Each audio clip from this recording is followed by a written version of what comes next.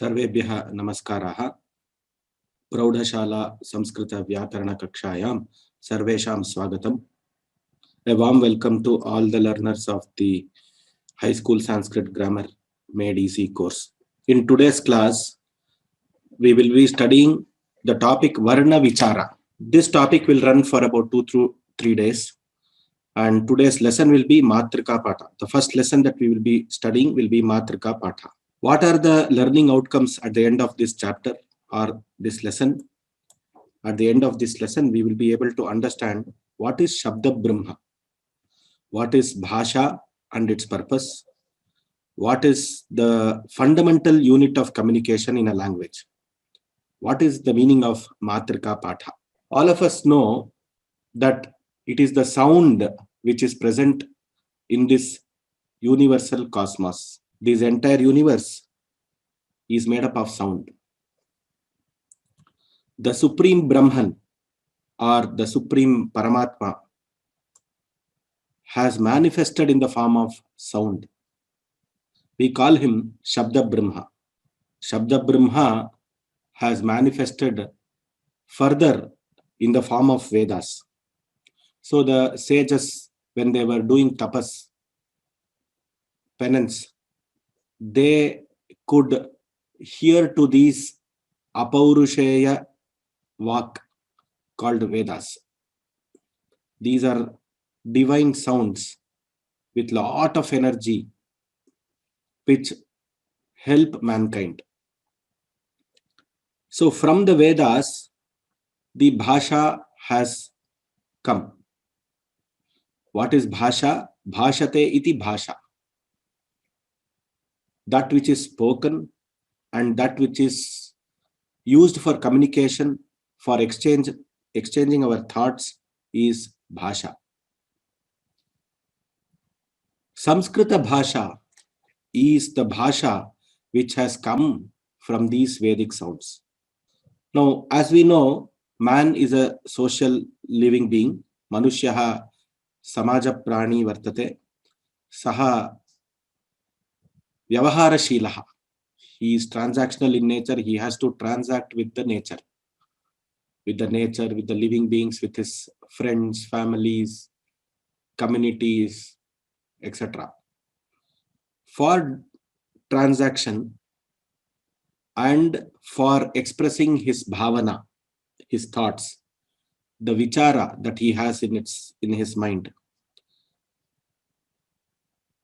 and to understand the upadeshas from the rishis, be it the Vedopadesha, be it the Sanatana Dharma Upadesha, be it the Vyakhyanas or commentaries which are existing in the form of Granthas. For all that, there is a fundamental element that is needed, and that is Bhasha. And for this, the communication has to happen between the person who is transmitting the knowledge or information and the person who is receiving the information. And this transmission, it should happen without transmission loss. The thoughts of the person who conveys the information should be fully received by the receiver, and he should be able to perform actions related to the same. For example, if a guru tells a Sishya, "Hey Sishya, pratah kale shighram uttishtha."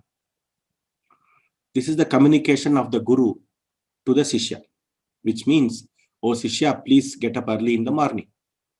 Now the Sishya has to receive this in entirety. Please get up early in the morning and actually do the action of getting up as ordained by the guru. This is an example of a direct upadesha and a communication between a guru and a Sishya. Similarly, there may be examples where we express our thoughts. I am a teacher expressing my thoughts on Sanskrit grammar to you. You are all listening and very closely, very carefully. you are using lot of aids and ensuring that whatever I communicate, you do not lose the communication. You understand it fully. If you don't understand it fully, what you do is you ask a question in the question answer session. So that also is a form of communication. Prashnaha. So communication, expression of thoughts, expression of vichara, expression of the vyavahara. The vyavahara between a teacher and a student is knowledge transmission. The Shishya, if he doesn't understand, asks the questions. For all this, we need bhasha. Without bhasha, we cannot proceed.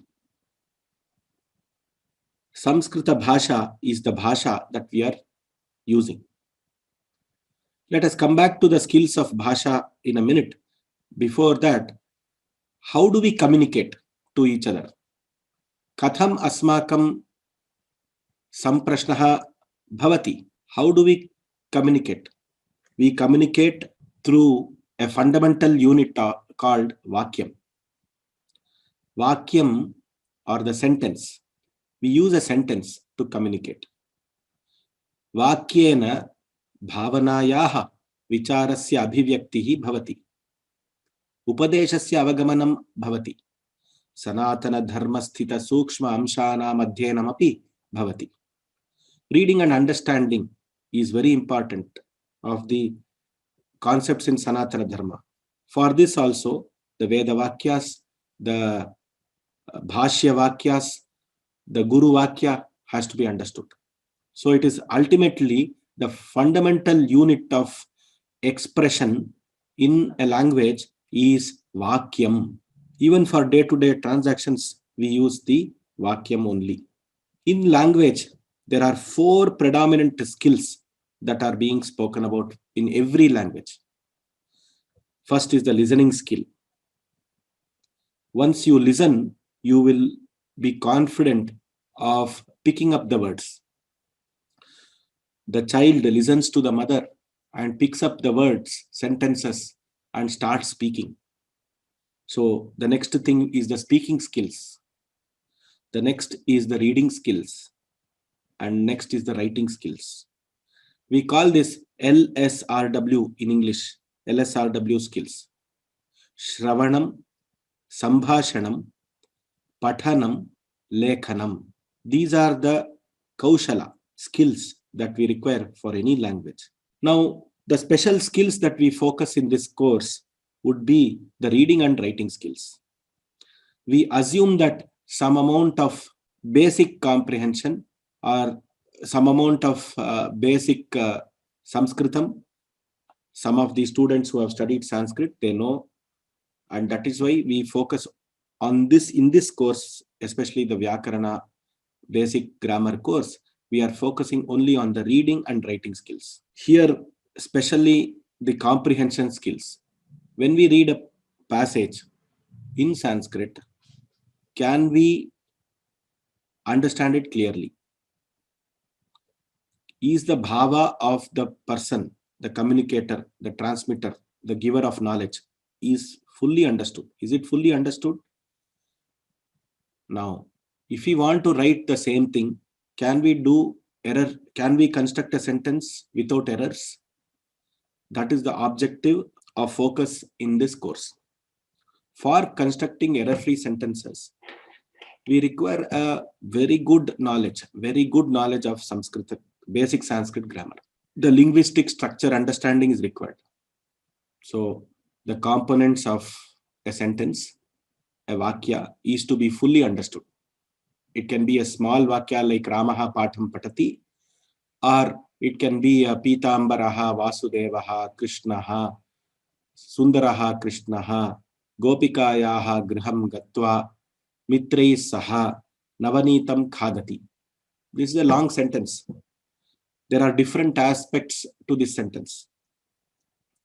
When we construct such a sentence, we should know how the words are related between each other in the sentence. Then we can construct error-free sentences. The nuances of Sanskrit grammar also will be the focus in this course. So basically, we'll be focusing on the reading and writing skills. The listening skills, we assume that you are already having. You have already listened to quite some of the grammar bhasha. There are courses in Vyoma Samskrita Patashala, sanskritfromhome.in, where there are special courses on speaking skills and spoken Sanskrit, it is called. There are courses on listening skills, which is nuances of pronunciation, etc. All those courses are there. A full course on pronunciation will be covered separately, and by God's grace, it should happen very shortly. Let us come back to this fundamental unit of communication in a bhasha called Vakyam. So what is a Vakyam? It is a fundamental unit of communication. Ramaha phalam kadati. Let us take this sentence. Rama eats fruit. Phalam kadati. It has three words. Ramaha phalam kadati. Each of these words have got a meaning. Ramaha means the Vyakti Rama, a person. It means a person. It is the name of a person. Phalam, fruit.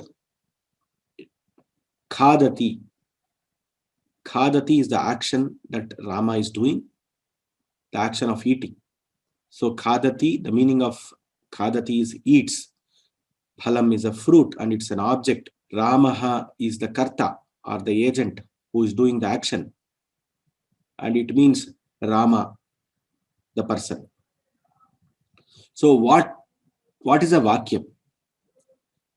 Arthavat padanam samuhaha Vakyam. A Vakya has a group of meaningful words. Arthavat padanam samuhaha Vakyam. Arthaha asya asti iti arthavat. Each of these words has got a meaning. A Vakya is a group of meaningful words. What is a word? That will be the next question. Varnana arthavan samuhaha padam. A padam is a meaningful group of letters which are sounds. So we understood that the entire universe is made up of sounds. The sound has, the Apaurushaya Vak Vedas has manifested itself in the form of meaningful sounds, which is bhasha, the sounds of the language. Now, when these sounds are grouped together, it forms a padam. Can we group any sound, any two sounds? No, it has to have a meaning. How do we get this meaning? We get this meaning from our elders. So when we are a child, we will get this meaning from our mother. Let me give you an example. A mother will see a cow and she will show to the child, Ayang Gauhu. She will tell, this is Ayang Gauhu. The child, for the first time he is seeing the cow, he will see the cow and he'll feel very happy. Ayang Gauhu. So Gauhu, Mata has told, it is Gauhu. Now, similar interactions with the child will happen over a few days. The cow is coming daily in front of the house. Ayang Gauhu, Gauhu. Like that, the mother is telling. After a few days, the father takes the child to the park. He is with the child alone in the park. The father is making the child play in the park. When the child is playing, a cow comes along. And this time, this cow is not the same cow child and the mother used to see in the mornings. Now, this cow is entirely different. That was a white, brown colored cow. This was a Krishnavarna cow, a black cow. The child immediately, his or her attention is immediately goes to the cow and she says, Gauhu. So the father is surprised. I have not taught this person what is cow. How is this child telling that this is a cow? And this was, then he realizes that the child must have learnt it from its mother. Now, what was the phenomenon that happened in the mind of the child? Gauhu has got g plus aukara plus visarga. Gauhu. Now, when Gauhu is told by the mother, the child understood that that is what I have to tell when I see a living being like a cow. So that is what the child understood. So it is a meaningful group of letters which the child understood, g, au, and visarga, from its mother, and it started recognizing the cow even when the mother was not there and father was there, and it was a different cow, because the meaning of the pada, which is the cow itself in the physical form, the picture, the image stuck in the mind, resides in the mind of the child, the brain of the child, and it registers that Gauhu is equal to cow, see, like that. Now this is how every padartha, every object in this world is associated, and that is how we pick up these words. Of course, when we become elder, when we grow elder, every word is not being taught by the mother. We also get to understand how to see the dictionary, which is kosha. And we also, suppose we don't know the meaning of some word which we come across in a newspaper. Suddenly, our father is sitting next to us and he is an expert in English, and we are reading an English newspaper. We will ask him, what is the meaning of this word? So, aptavakya, if he tells the meaning, we will understand that, okay, this is the meaning of the word. So, varnanam arthavan samuhaha padam, arthavat padanam samuhaha vakyam. This is what is very important. Vakya is broken down into words. Words are broken down into letters. Now, Ramaha has got repha, akara, makara, akara, and visarga. Phalam, ph, a, l, a, anuswara. Khadati, k, a, d, a, t, I. These individual components of Ramaha, Phalam, and Khadati are called as Varnas. Ramaha, Phalam, Khadati. Ramaha, Phalam, Khadati are called Padam. Ramaha, Phalam, Khadati, the entire unit of communication that Rama is eating the fruit, is called Vakyam.